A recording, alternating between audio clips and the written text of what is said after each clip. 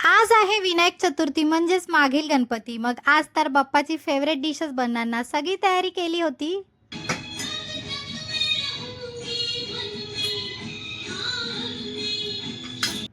आणि असं गाणं म्हणता-म्हणता मी ड्रायफ्रुट्सही कट करून घेतले. नंतर तवा तापवला, 1 चमचा तूप घातलं. मग बारीक केलेला हा गूळ होता पाव किलो, तो त्याच्यामध्ये ॲड केला. छानपैकी मेल्ट केला. मग त्याच्यामध्ये घातलं वेलची पावडर आणि आपले ड्रायफ्रुट्स.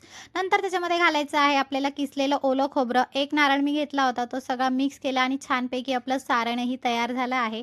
मग असे चपाती लाटून त्याच्या पुऱ्या करून घेतल्या होत्या आणि मी तळणीचे मोदक करणार आहे म्हणून मी ते असे गव्हाचं पीठ मळलं आणि असे पुऱ्या करून घेतलं. आता त्याच्यामध्ये सारण घालूया आणि मस्तपैकी त्याची कळ्या पाडून घेऊया. आता मला जसे कळ्या येतात मी तसे करते, बट मला जसं करते मला खूप आवडतात. कसे झालेत मला तुम्ही कमेंट करून नक्की सांगा.